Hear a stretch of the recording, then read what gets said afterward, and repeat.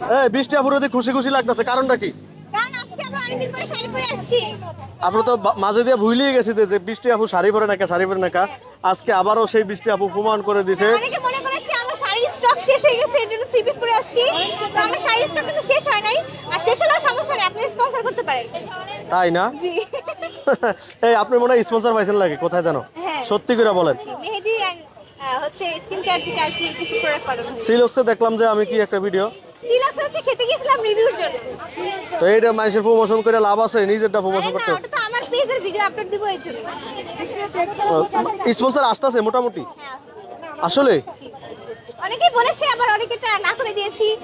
অনেকে নাটক সিনেমার অফার করেছে, ওগুলো আপাতত কিছু করতে চাচ্ছি না আর কি। ড্রেস বা শাড়ি বা স্কিন কেয়ার প্রোডাক্ট এগুলো। তাহলে আপনি সিনেমায়ও কাজ করবেন?